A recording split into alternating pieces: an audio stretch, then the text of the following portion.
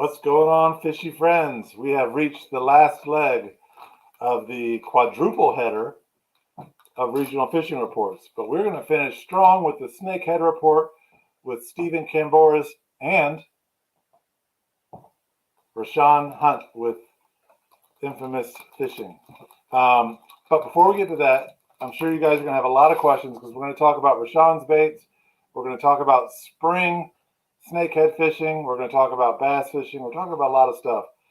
So you're going to have lots of questions. And the best question will get $25 off an awesome pair of Hook Optic sunglasses.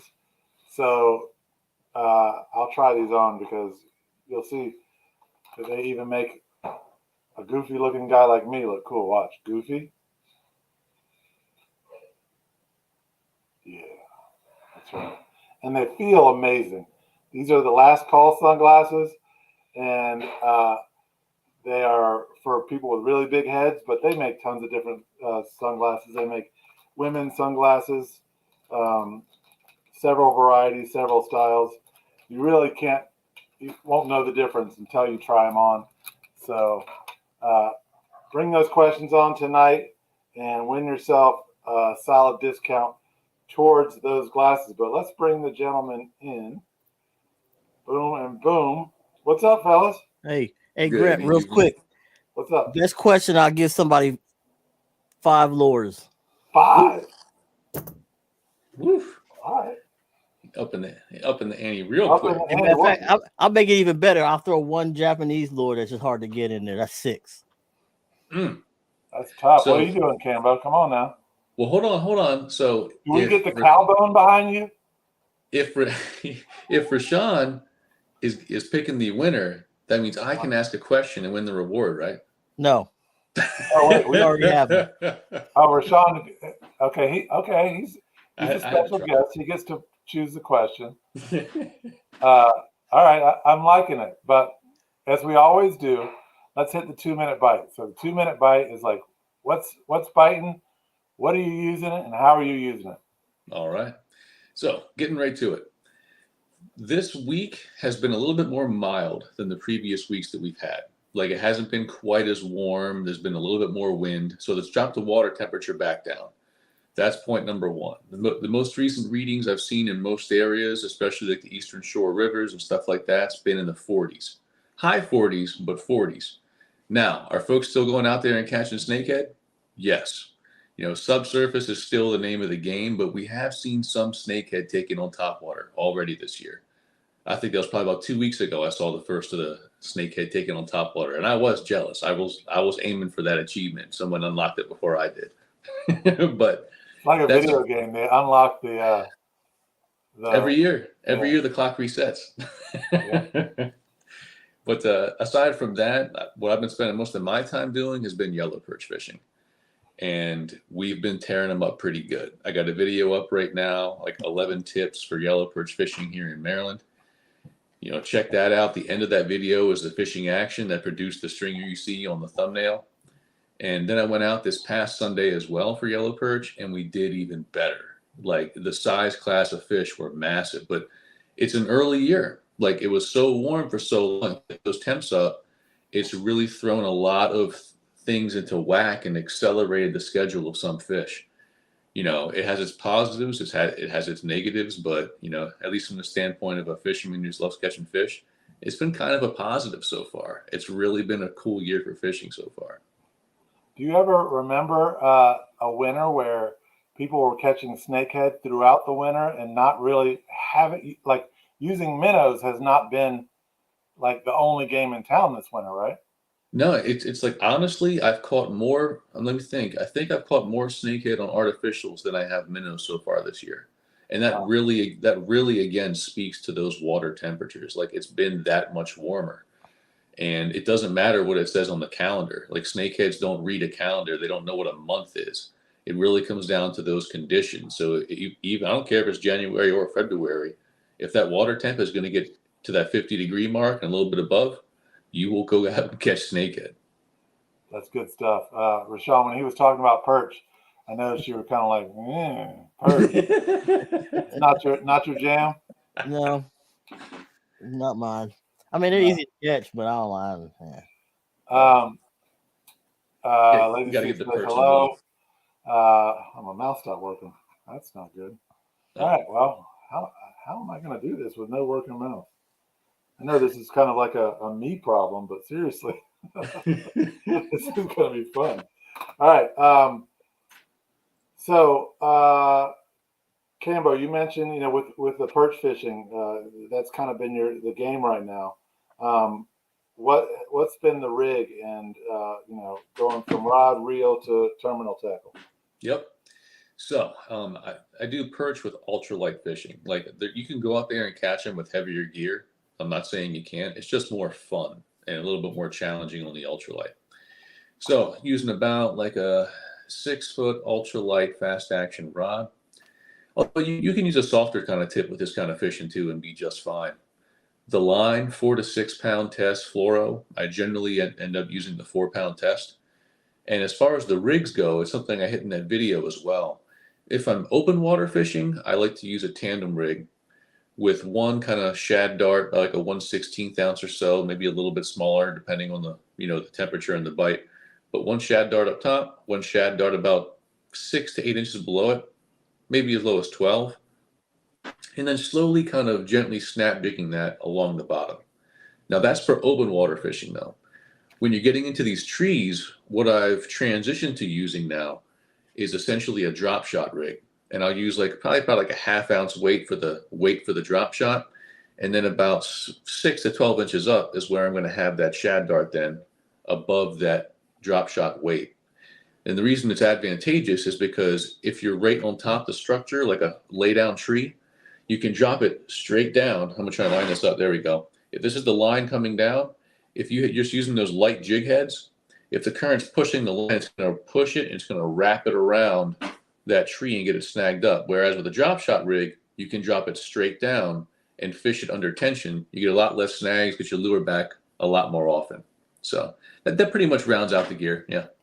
Nice. Rashan, I just noticed your dashing apparel you're wearing.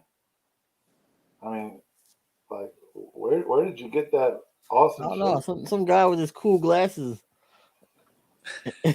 and some lady. I saw them at the show. Speaking of which, let me verify something because this mouse ain't working. I have nothing. Lady C, are you watching this? Can you do comments and questions and then I guess end the show because I can't do anything. Okay. So we do have some questions coming in, but before we do that, Rashan, I wanted to have you on because it's far overdue. But not only is it far overdue, but you have something to show us tonight that I've been pretty interested in for a while. You've got a handful of baits that you've been working on. And tools. Walk us through it. And tools, that's right. So I'll save the two best for last, and I will start with this is what we were talking about. Yes. The infamous mouse. You want to call it the infamouse. I wasn't going to say anything. I think that name is hot. I might have to take you up on it. It's free. Wait, what is that? Is that a green infamouse? See, it's a green one. I got like 5 colors. I don't need royalties for that hot damn.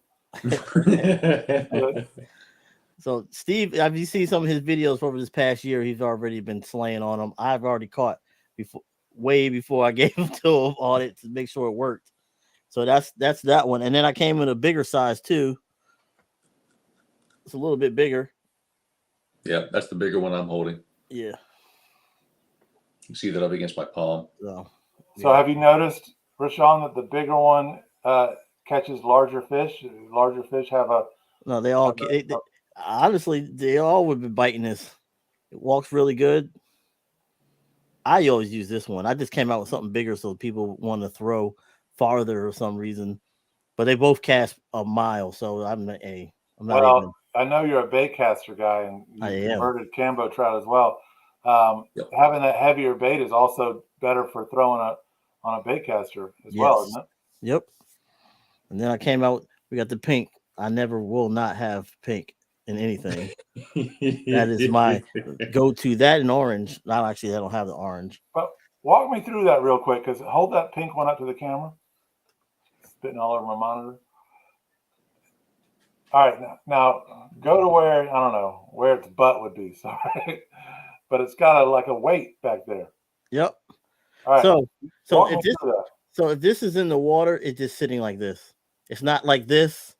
It's not like this. It's just barely like that. So when they take it, it's just go straight in.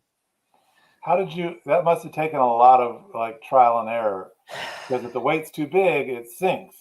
Yes. If the weight's too light, it sits up flat and you're not really achieving what you want. Yep.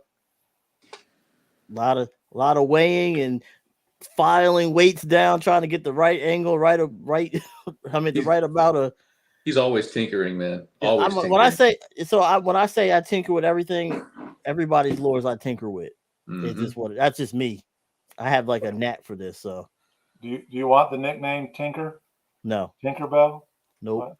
Tinkerbell it is. We don't want to talk about. I don't want to talk about Tinkerbell. She's the one that got everybody messed up in Peter Pan. Tinkerbell, it is.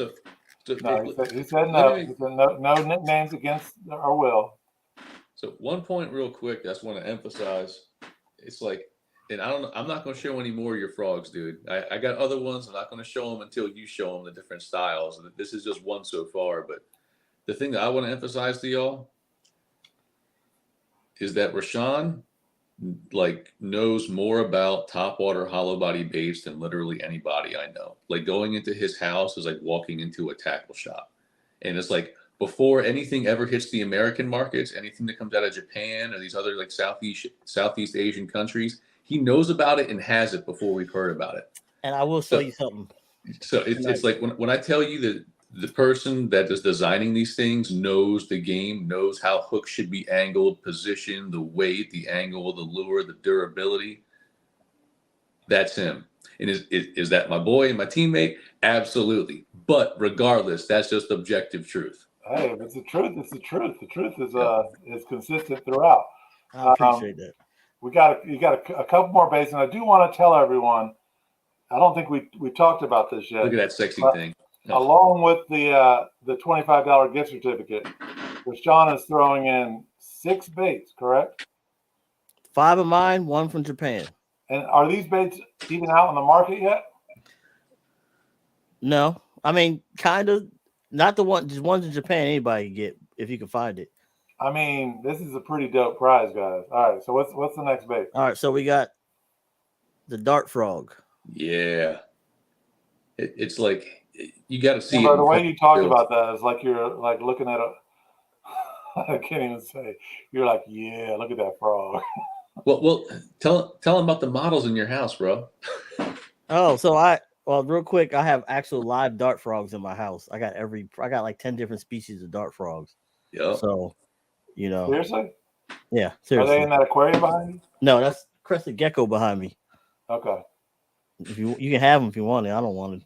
No thanks. It's like a combination pet store fishing shop, man. I don't have that much, but I like it's my thing. So you model the dart frog after a real live dart frog. After another dart frog from Costa Rica. And it's got a spin on what do you call that? It's not an underspin. Is that a backspin? It's just a regular, let's say tailspin. Okay. And inside of it, I don't know if you can hear it. You can't hear it. It has a rattle. It has a rattle inside of it. Yeah. And then I had to put you can't really see it, but I had to put my logo on the blade. Details. I had details.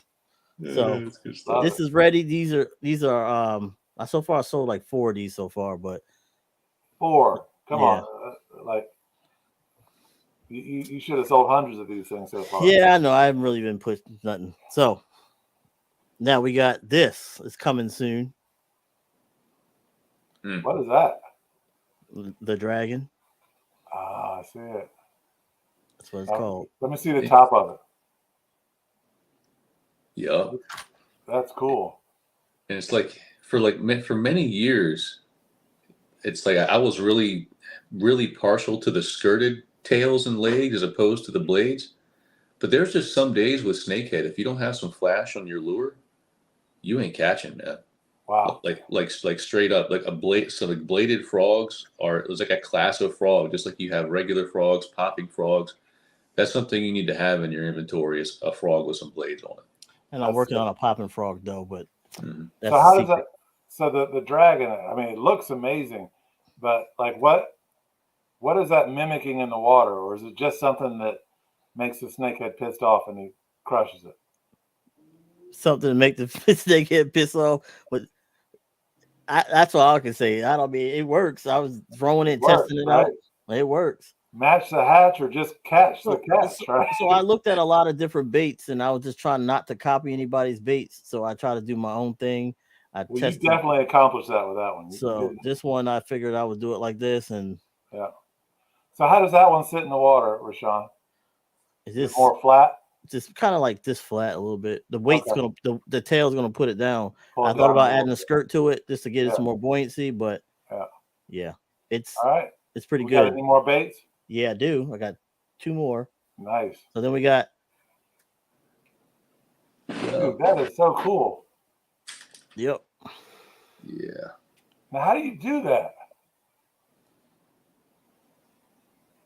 Like that's gonna show up. That looks natural, and it's gonna with that white, it's gonna show up like super obvious to fish. That's awesome. So, and then I'm waiting for the last one. I think. Let me see. So this is. I think you were using this year, weren't you, Steve? This is the bigger mouse. This is a totally different mouse. It's huge. Yeah. But it is. You can catch reds on this. But I mean, the thing about it, it's a larger type frog or mouse, but I can't. It's hard to express over video how easy it is to compress this rubber. Okay. Now, is that easier so than most easy. of the mice or frogs that you see on the market?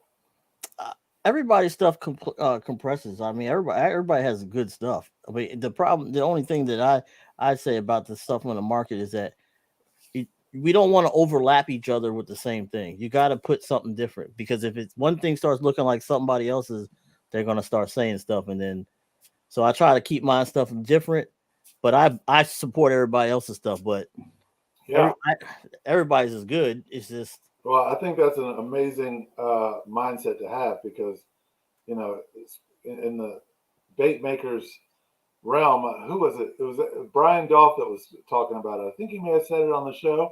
He did, where he was saying, he was talking to a young guy that was making baits, and the young guy was picking his brain for information. And Brian asked the kid, he was like, first off, who is your competition? And the kid was like, well, honestly, you are, Brian. And Brian was like, no, dude, we are all on the same team. It's, you know, Z-Man that's the competition. It's, help me out. I'm drawing a blank. A big, you know. So we got Z-Man, we got Molix, we got Guggen. Yep. We got Bass Pro got their brand, but I actually know the company that makes Bass Pro. So, but it's getting people to make that decision to buy it from Infamous Fishing, right? To buy it from Old School, to buy it from High Octane, right? So, you know, I think your approach, Rashan, and that, you know, we're working together on this, and we're, you know, not trying to overlap each other, and provide respect and space for each person's market is great. And we got a ton of questions that are going to take us. I got this last one. This is the most important one. All right. But this is not the final thing. Look at Steve looking forward. So if you move Steve, move your head out the way and let everybody see that little mouse that's near his play sign by his name. That's the Lily Ninja mouse. I came out under the play. I see it. Yeah. I came out with my own version called the Dragon Mouse, and it has dragon scales on it. Yeah. And that lure, that body profile. And it doesn't have a tail? No, it will. This is just a prototype. I was testing it out. It will have a tail. It won't have no spinner. It's just going to be just like this. Because in white. Like Savage Gear in its wisdom, and I'm using that like a real air quotes, I can't understand for the life of me this choice they made to discontinue the small Lily Ninja mouse. Yeah, that was your jam, wasn't it? Yeah, but for whatever reason they did, and now Rashan's come and saved me. That's what best friends are for. So these are being made right now. I should have them in a couple weeks. I got 500 of them coming. So, Rashan, I have a question about that because, we were talking about a tail and it doesn't have a tail on it yet. Bill Montgomery with BKD says he knows a lot of guys that'll use a BKD just on a hook, right? An unweighted hook, and they'll just sort of work it across the top. For a mouse, how would it work to have like a very thin, almost like an actual mouse tail, right? I I have lures mouse tail that was maybe longer than your average mouse tail, 4 or 5 inches. I have a mouse like that with a tail on it, but I wasn't a fan of it. Okay. Because I haven't been either. Because how it is when it's not like it's not like the skirts, because once they grab it, it pops right out from what I've seen. And I didn't put the mindset to try to figure out how to keep a tail on there. Right. The action is just one. It's just one way.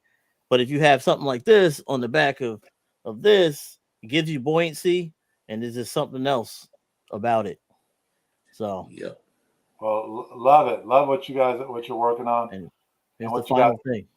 One more thing. So I came out with my own. These are called the jaw cranks. I actually paid the money. I paid for the patent. I had everything redone, so it makes it easier for everybody else to use it. And it's not a copy of anybody else's stuff. It's 100%. I designed it on my own. I mean, you can see this. I got a snakehead on here.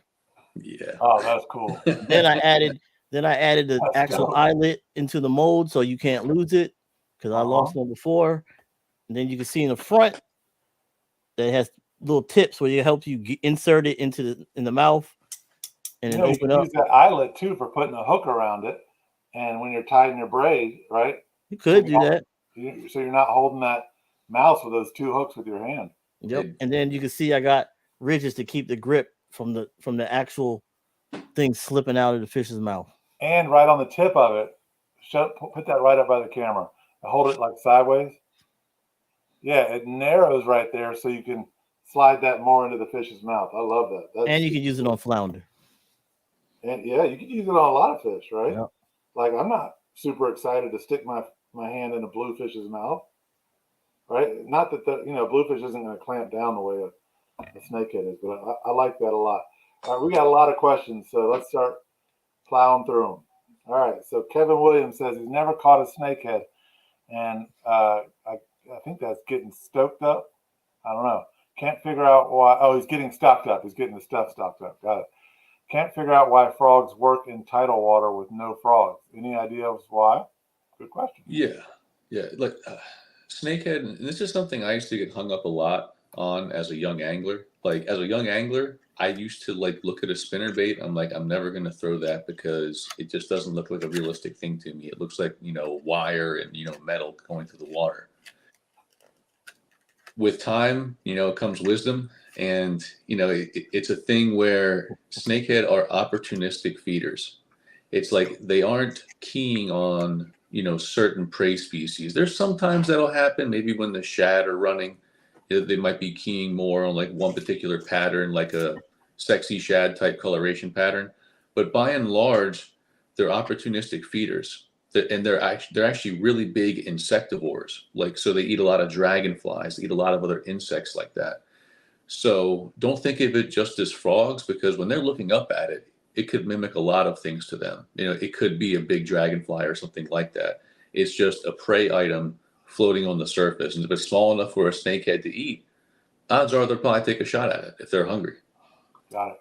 Or you can throw a hollow body fish if you don't feel comfortable. Oh, is that the koi pattern? That koi pattern is so cool, dude. Oh, yeah. I love that. No, Eddie, what's up, Eddie dude? asks, for early season snakehead, do you see certain colors are more successful than other colors that may be better later in the year? Similar to how bass fishermen like to use red early in the spring. Orange. Rashan, you like your orange, dude? I like orange and pink. I got you. But specifically orange, because springtime you're ready to breed. So you got the bluegills and sunfish all getting that orange pattern. Matching the hatch. There you go. I got you. Now there was a period last year over in Dundee Creek, Middle River area. If you weren't using sexy shad color, you weren't catching snakehead. I don't know what it was, but it was. I heard it from a few different guys, like Brandon, might have been Tim as well. I don't know what it was, but they were really keen on that sexy shad color. Usually I haven't found it to make a huge difference, but that time it definitely did. Got it. M.R. Johnson asks, how does the snakehead bite differ from the eastern shore and the western shore? Man, you guys are coming with these questions. Rashan, you want to take the western shore? I'll take eastern. Yeah, you take eastern because you catch all the fish on the eastern. That's what I'm saying. So don't think of it so much as a difference between the bite.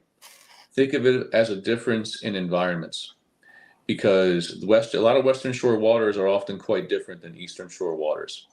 Eastern shore waters are kind of, you can expect a lot of reeds along the shoreline a lot of times, or a lot of flooded shorelines with those kind of like aquatic bushes or dead stands of trees where, it's a lot of uniformly shallow water. So when you're fishing those types of environments, it requires a lot of different lures because you're fishing a different environment.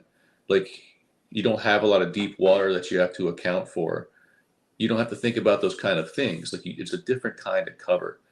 So on the eastern shore, I haven't found blades to be as essential.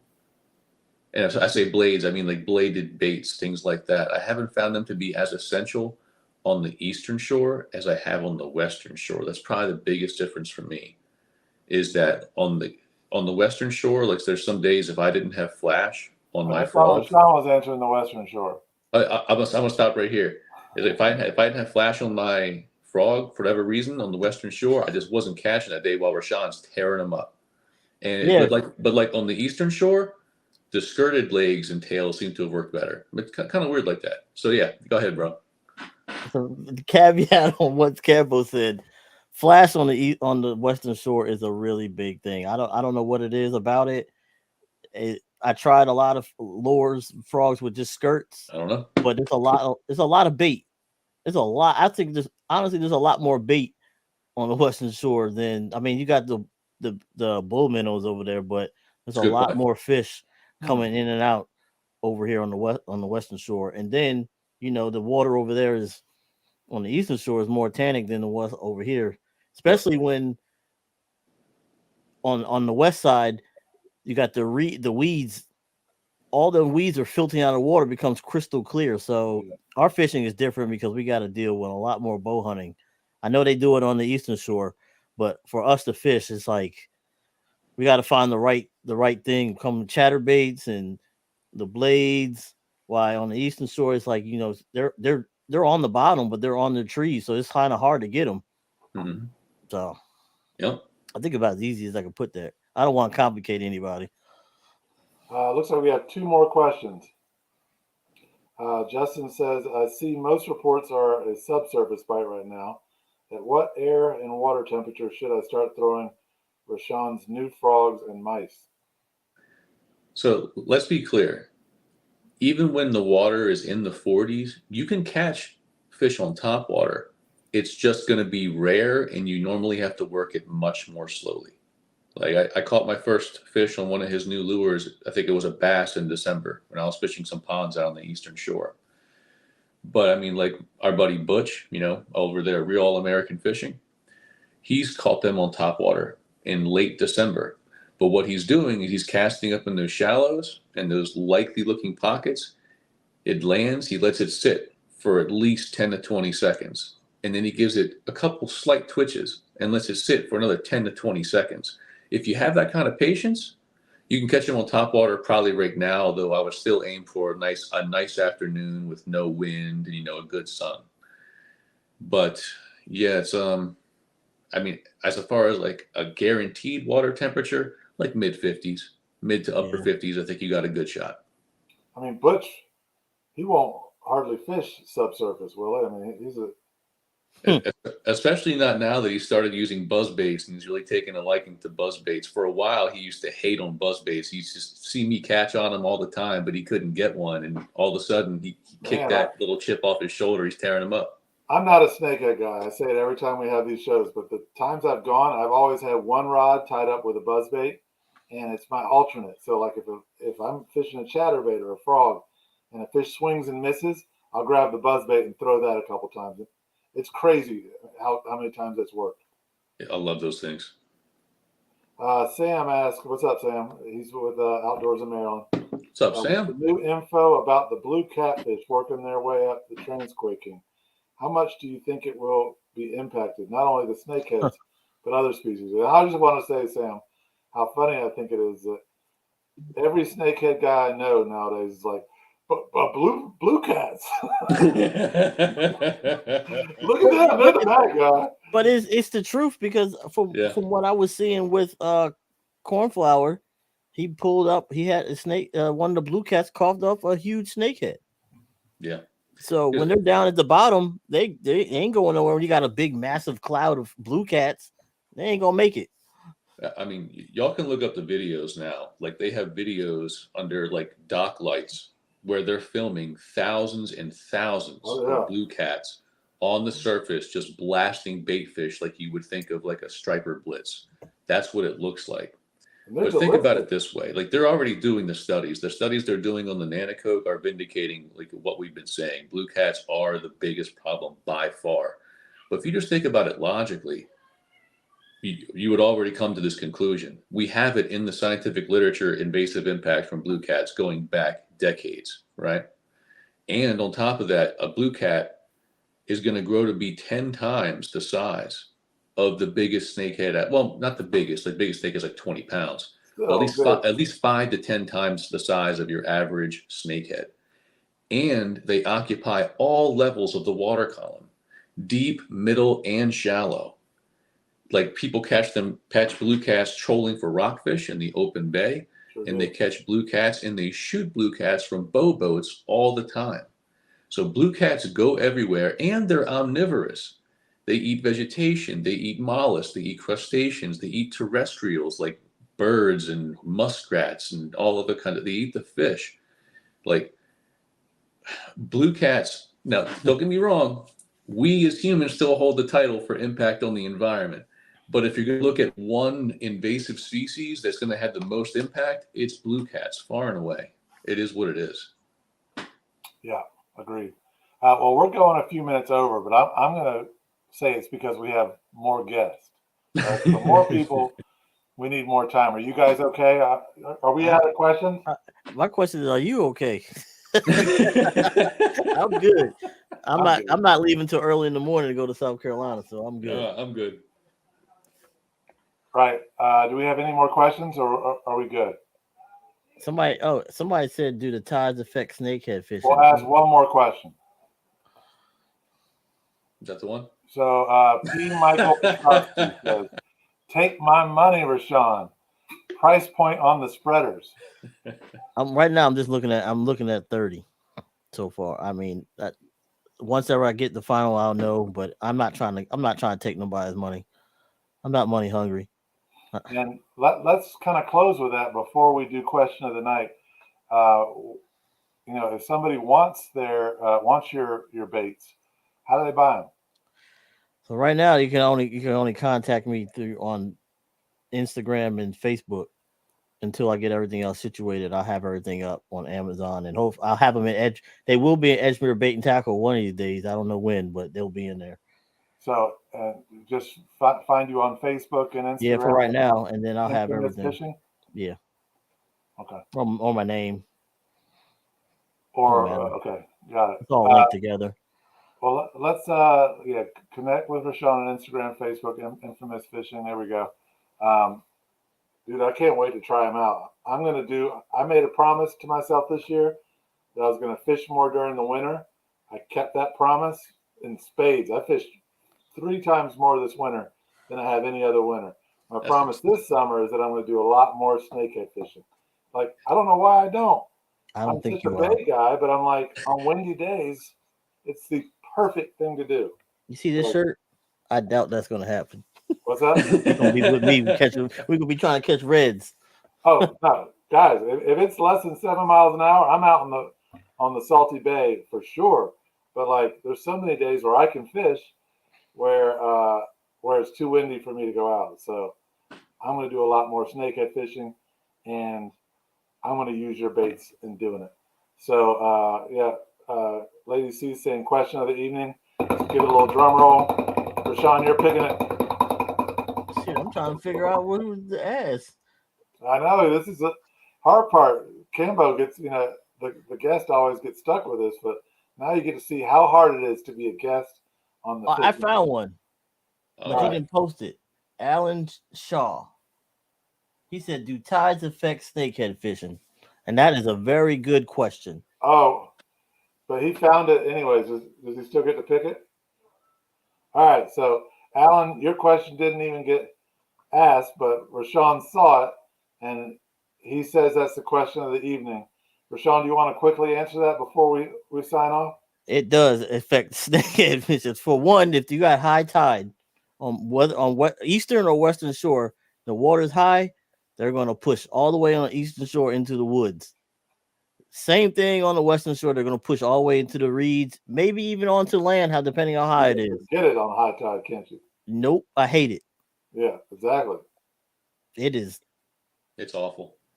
Yeah, the outgoing tide or incoming tide, like when you got these little coves in the middle of and they're going, that water's filling into where they're going. I don't know how many times I'm caught many a fish in that one spot. Me and Cambo fish at. I love an outgoing tide. Yeah, I love an outgoing tide. Yeah, because they're coming out.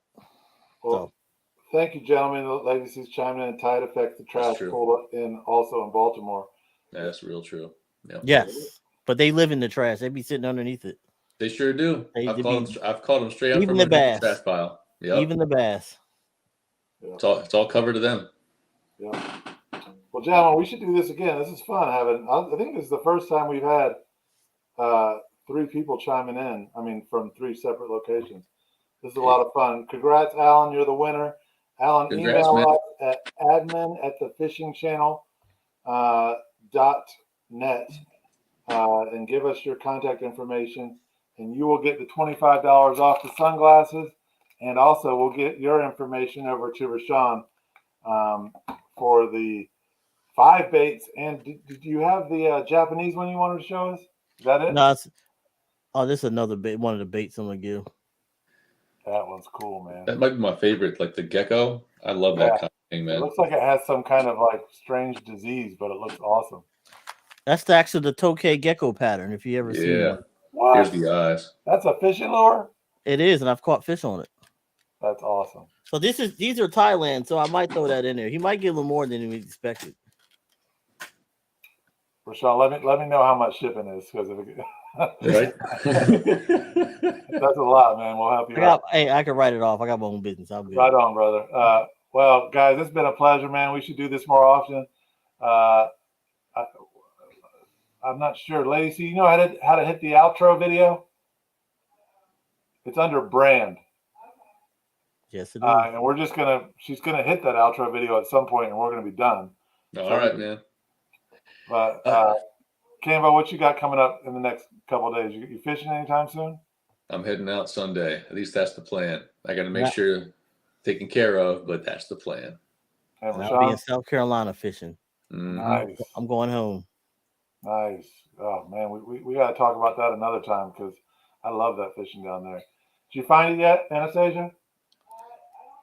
Yeah. If you guys in South Carolina, go to Beaufort area, catch some redfish all year round in Beaufort, South Carolina. Love it. Lady C says good night. Thanks so much, everyone, for watching. Alan, congratulations, and we'll catch you guys next time. Have a good one. Yep. See ya.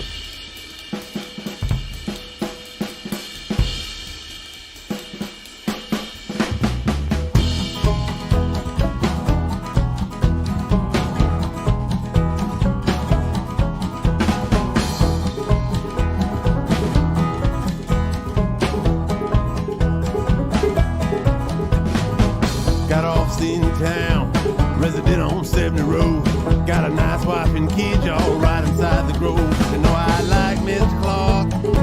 Yes, you know he is my friend. Say if I just stay out the grave, he'll see that I don't go to the pen. Mr. Clark is a lawyer, he good last stream.